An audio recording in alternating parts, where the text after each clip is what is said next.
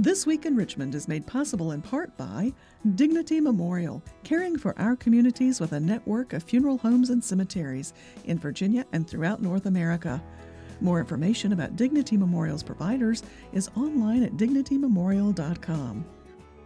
The Virginia Chamber of Commerce, the voice of the Virginia business community, working in legislative, regulatory, and political arenas to promote the free enterprise system. Information at vachamber.com. Virginia hospitals and health systems provide jobs. They support our economy and promote public health. Local hospitals are always open to help people with unexpected health needs. Having a stable healthcare network is vital. Virginia hospitals are our lifeline. It's amazing what my students with special needs can accomplish. Their pride is priceless. That's why I teach. Brought to you by the Virginia Education Association, because a good education is good for everybody. Additional support is provided by these sponsors.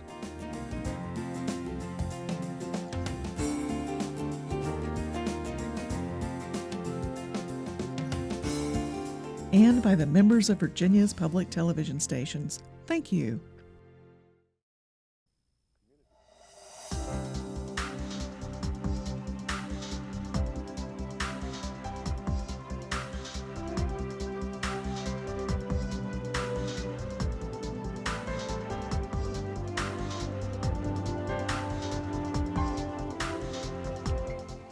Welcome to This Week in Richmond, and a very special welcome back to Secretary John Harvey, Secretary of Veterans and Defense Affairs. We appreciate your work. And with you today, someone we haven't had on the show before, Jaime. We very much appreciate your being here, and I'm going to make sure I get your name right. Arizaga Soto. That's correct, sir. Good, okay. Deputy Secretary, so I appreciate the two of you being on, a retired admiral in the Navy, a commander in the National Guard.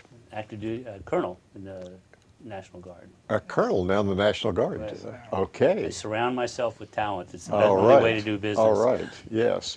Army and Navy working together. Yes. That's good. Appreciate you both being on to talk about the Veterans and Defense Affairs issues. And we were talking just a minute ago about one of the main ones that you're working on. So why don't you start with that, Mr. Secretary? Well, thanks very much, David. Again, thanks for having us back. This is a critical issue for the Commonwealth. I mean, with a population of over 8 million, almost 800,000 of that 8 million are veterans. We have the fastest growing veterans population in the country, the largest percentage of young veterans, the largest percentage of veterans in the workforce, and the largest percentage of female veterans. So when you think of Virginia, you got to think of veterans as well. And one thing, when the governor came into office, everybody always talks about his energy, but I think they miss a couple of real important points. He also has, that energy is tremendously focused, and focused in a very purposeful way. Right. And one of the ways he's focused that energy has been on veterans issues, because he recognizes the importance of the veteran population to the future of Virginia and the creation of the new Virginia economy.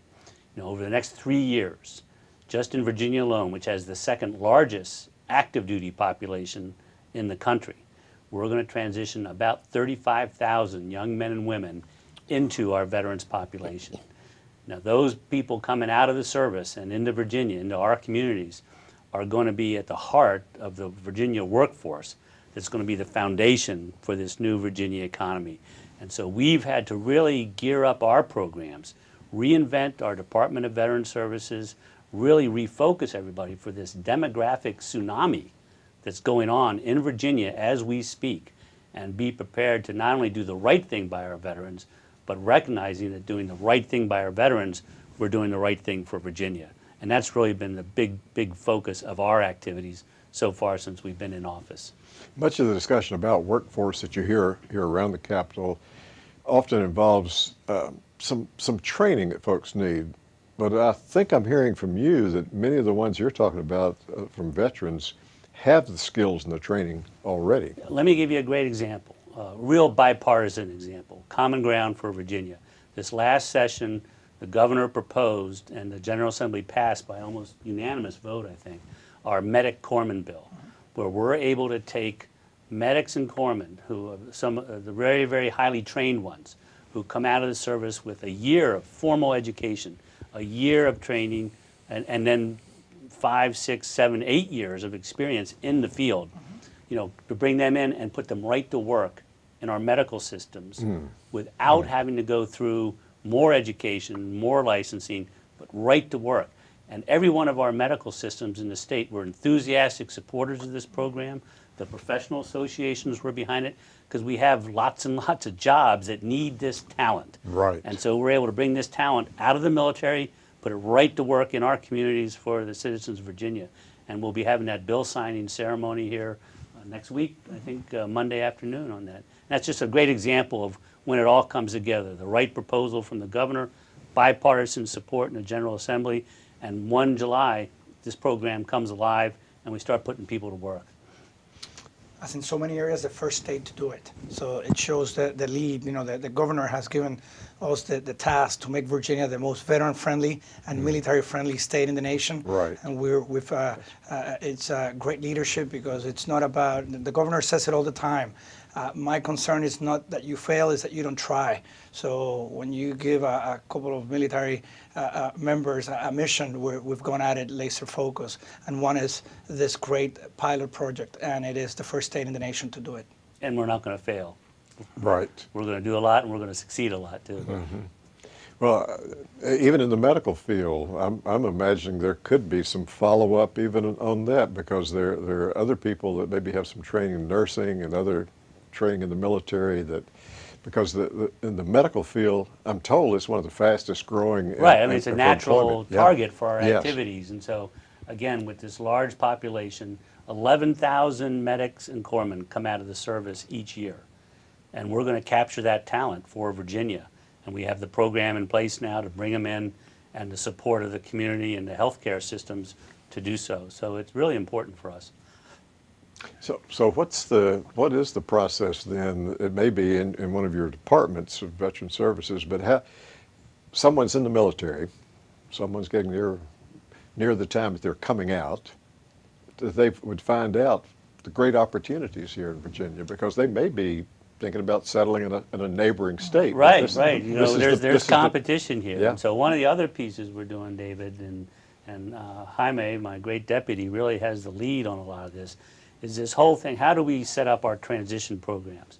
How do we set up so that the services know what Virginia has to offer? Yeah. How do we do that? How do we develop a military talent pipeline in Virginia that doesn't just focus on the soon-to-be veterans in Virginia, but over the next couple of years, there's going to be this tremendous continued downsizing of the Defense Department, and there's going to be a lot more veterans coming out. So our transition programs that we're developing here in Virginia have a huge component of it is how we get those things advertised nationally so that we can bring the talent we need to the Commonwealth for the workforce we need for the future. And I've given it to Jaime to figure that one out and make it real. So how's it going, Jaime? One of the key things, first of all, the Secretary is very humble because he leads the Virginia Military Advisory Council. And we've used that forum, which brings all the commanders of the 30 major DoD installations in the Commonwealth to a round table. So we realized that we need to go and access inside the fence before they transition the service members to know what Virginia has to offer, and because this is a process. And then at the same time, we've created 4 local planning groups. We call them LPGs. And these are, at the end of the day, we need to make sure that the local communities, the chambers of commerce, the demand for jobs, the business sector, the community itself knows exactly what they need, and they need to be organized and active in reaching out to that talent pipeline. So we've created one in the South Side, one in the Peninsula, one in Central Virginia, and one in Northern Virginia. And the one in Central Virginia goes out west, includes Charlottesville and farther west. So this has brought on local leaders at the city level, at the local level, at the regional level, to the business sectors, the local chambers, together with the military personnel in that area that is doing the transition, to work together and develop localized strategies to make sure that we are successful at the local level in reaching out to that talent that's coming into our Commonwealth. Excellent. One of the other initiatives that the governor announced right away, and you all worked on, and may still be working on, was homelessness. And last November, I believe it was announced that Veterans that Day. it had been functionally ended, that homelessness. Right. Virginia was the first state to Yes. reach that status, and it was a tremendous effort. Again, one of these things that the governor came into office and said, this is one of the things I want to get done here. Right. It's part of being a veteran-friendly state, and it's very much the right thing to do. So we really went to work on that, which was the national program, was the Mayor's Challenge to End Homelessness. The governor was the first governor to sign up for it. We put the programs in place. It was very interesting to do this because so many of them, of these other initiatives, had been program focused and not outcome focused. And so you could run your program perfectly, very efficiently, and not change the end state at all. And so what we did was we placed the homeless veteran at the center of our processes and built around the veteran to make sure we were reaching him or her. It was a stunning revelation for me. I had a very sort of characteristic view of long-term homelessness, the veterans, and why they were there and the circumstances that brought them there. And the education on my part of the real picture of veteran homelessness in the Commonwealth, why they were, these men and women, some operating without a safety net, one medical emergency, one employment emergency away from homelessness, a family issue comes up and all of a sudden their place to live is taken away. I mean, there's a myriad of reasons why this happens.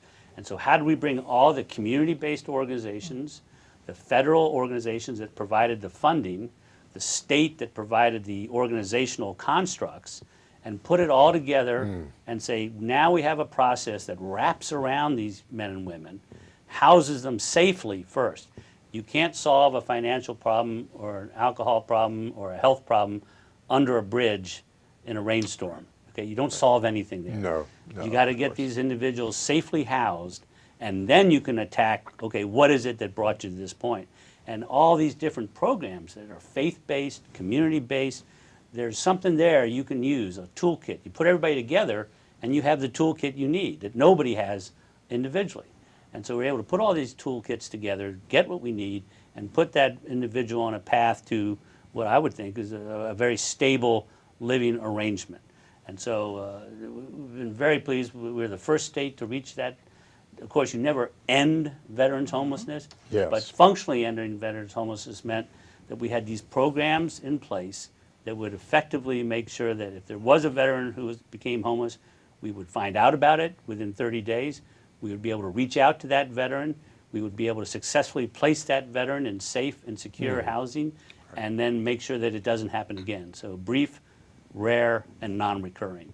And we achieved that goal, and it was a tremendous team effort up and down the Commonwealth, east to west, north to south, that made this happen. And I was very proud to have been a part of it.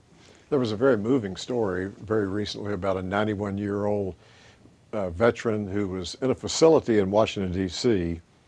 due to dementia. She got out on the street and died, and had no family that they knew about, and they were trying to have some sort of a funeral service for her at Quantico, coming back into Virginia. And the most moving part of that is how the person who was asked to have the service for her reached out to military friends, social network, and she said when she pulled into Quantico and she saw all these cars, she said there must be several funerals going on. But it was not. There were 200 people who showed up to pay their respects to this sister who'd served in the Navy, I think somewhat in the intelligence area, something Right. in the Navy. And it was just a very moving story of how people came together, even at the time of her death, and to have a service. Well, I think it goes to the heart of what a veteran is and what a service member is. This is a very unique type of citizen. This is a person that joins and raises his or her hand and tells his or her fellow citizens that they are at the service of the nation for whenever and whatever, including going into harm's way and giving your life. And I think that's why the Secretary and I are so committed, together with the Governor, in serving. And I think that's why we're so fortunate here in the Commonwealth to have such a strong, large, and vibrant veteran community. As the Secretary said, we have the fastest growing veteran population anywhere in the nation, and we have the second largest active duty population, only behind California.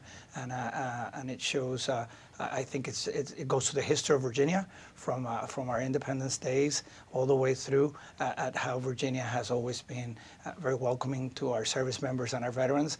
And I think it only shows the talent that the service members bring, discipline, commitment, honesty.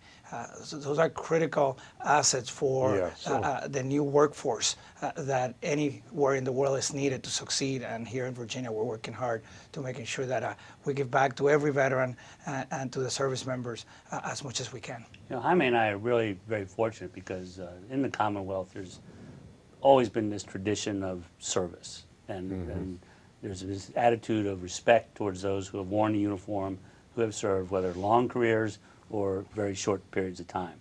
But the Commonwealth has a sort of a inherent nature that respects the veteran and looks forward to bringing that veteran back in the community. And so what we've been able to do, I think, again, I come back to the governor and his commitment and his focus, we've been able to develop these programs that recognize the rapidly changing nature of the veterans population in the Commonwealth, bring them on behalf of the governor to the General Assembly and say, listen, this is what we need to do to get ready for this future that's coming at us, when in 3 or 4 years, we're going to have the 4th largest veterans population in the country. You know, not Texas, you know, not California, Virginia. And the state, the people, the citizens have always been very, very supportive.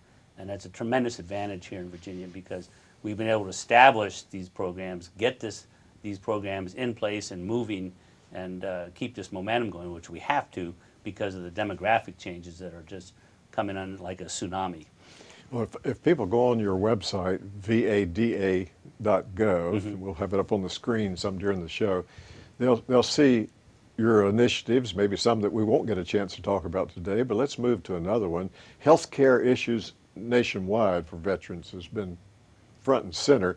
And in the Commonwealth, one of your initiatives that you're working on behalf of the governor, on behalf of all of us in the Commonwealth, is the accelerating the access to health care. So tell our viewers some about what's happening on that initiative. Well, a very, very important issue and a very difficult one, given all the big problems we've had that people have read about with the Veterans Administration.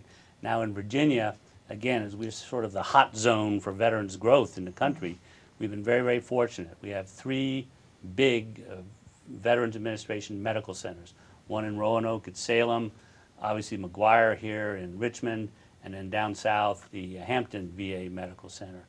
We've established tremendous working relationships with directors and the staffs of those medical centers, and we've been trying to do help serve as the middlemen for the Veterans Choice Program, which has gotten off to a troubled start, but I think there's real possibilities there to make that workable for Virginia, because we have some very isolated populations on the Eastern Shore and out west of Roanoke that are not are very difficult to get to a clinic or a medical center, and we've got to stay focused on those populations and how do they get seen, how do we serve them. So we're working that piece real hard. The other piece is that we're worked through, the governor proposed, came up with the plan to build 2 new state veteran care centers. Right. And we just announced the Puller Center that's going to be up in Fauquier County. We're working on the center that's going to be down in the Hampton Roads area. And that'll give us a total of 4 state-run veterans care centers. So you're seeing a tremendous investment by the Commonwealth in improving access to health care, which is much needed in a very critical area for us here. And I think that's an issue where creative work has paid off. When we came on board, this idea and this proposal had been on the books for a while, and we analyzed the situation, and we realized that the federal funding was never going to make it down the waterfall to our projects. And in working creatively, we realized that we could build somewhat smaller facilities that with the money that had already been committed by the General Assembly, we could top it off and build it on our own. So as the governor likes to say, we're not waiting for Washington on this one. We're moving forward with Commonwealth money to build the 2 facilities in what are, once again, looking at our population, these are extremely needed. We have, look at the number of veterans that we have. Yes, we have a tsunami of demographics on the young side, but these centers not only serve as long-term healthcare facilities for the elderly. We have here in McGuire, we treat wounded warriors that come back from the front for the rehab right here. So these are needed facilities. We have 2, but we had none in 2 areas that are veteran rich, are Northern Virginia and Hampton Roads. So we're very proud of building these 2 centers. And by the way, we're keeping an IOU with the federal government. We'll see if we ever get to cash it. I am very hopeful that at some point we'll be able to cash the 65% federal match of the Commonwealth money that is being spent on these 2 facilities, and hopefully we can use that refund to expand the facility. And that's the key. There, We're building it with a view towards being able to expand as well. So to keep ahead of the population changes that are particularly the Vietnam era, who now enter that period of time where their medical issues are going to be front and center for them, and we need to be able to help them out as much as possible. Mr. Secretary, I know that you and I have had this conversation before, have Jaime with us now, but it's our viewers should certainly know, if they don't know, that when you come to veterans issues, they're not Democrats and Republicans or independents here in Richmond working in the Capitol. And the legislators work together. They do it on these 2 new centers, on other matters. The leadership from the governor, at times there may be leadership from the General Assembly, but it's all coming together. It's not, there's not food fights. No, and it's not just a bunch of labels and happy talk. Right. This lapel pin that all the cabinet members wear, it says common ground for Virginia. Yes. And I think these veterans and defense issues that represent that to an extraordinary degree. It is the common ground. It is bipartisan. It's nonpartisan. I mean, we come together, we present a program that makes sense for Virginia, that makes sense for the veterans, that's fiscally responsible, that's executable. We work it with our teammates in the General Assembly, and we come out the other end with things that work and are valuable. And it's just been a tremendously rewarding for me personally to be part of this, because it is the way you like to think government is supposed to work. It's very difficult to get that in a lot of other areas, but in this area, it's just the way the civics manual says it in the 8th grade. That's right. And if I stepped out on the limb and we're editorializing a little bit, it would be that in really hot political seasons, and it seems like we have one almost every year, this is not an issue that's really politicized here in the Commonwealth. I would agree wholeheartedly with that. Yeah, I think. So let's go before our time's out to make sure you get an opportunity to talk some about defense, because that's another part of your portfolio. It's another one of the initiatives. So in our remaining couple of minutes or so, what's happening? Sure. Here's a big fundamental fact.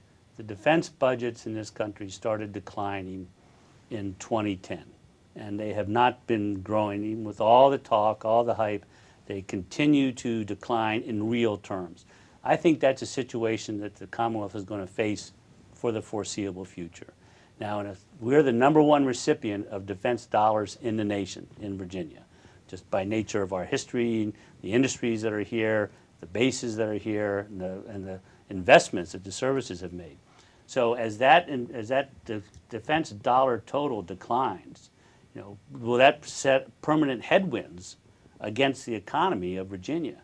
Well, if we don't do anything, yes. But we have the opportunity in Virginia to grow the military mission and get a greater share of a shrinking budget to compensate for what may be going on elsewhere. So that's the focus of our activity on the defense issue, in terms of being a great home for the active duty service population and growing the military mission in Virginia, which we can do in a number of areas in the face of declining defense budgets and offset that to some degree, to a very large degree. That's going to be the ongoing challenge, isn't it? Absolutely. It is. I think it shows once again the leadership of the governor and of the secretary. This is a report that started in the previous administration the secretary made a point of presenting it to both gubernatorial candidates, and the governor made a point of saying, I want to continue it and I want to implement it. So we had a commissioner of military installations and defense activities. It issued some recommendations. We've taken them to heart, and once again, kudos to the bipartisanship, because the governor proposed a budget to continue those consultants and those implementing this even through the next administration. Our time is up, but thank you both so much for all the issues. We could use another hour. We'll Thank a you couple both. hours next Yes, time. thank you. Thank you. Thank you, David, very much.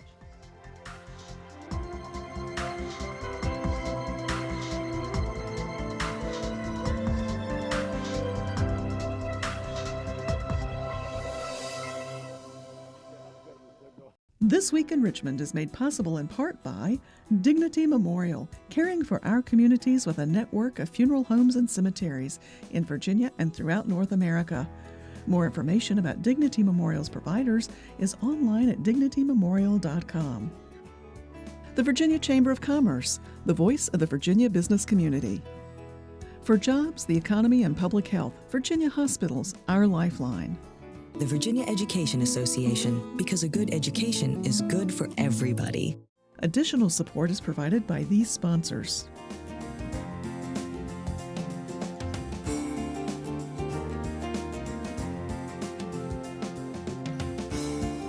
And by the members of Virginia's public television stations. Thank you.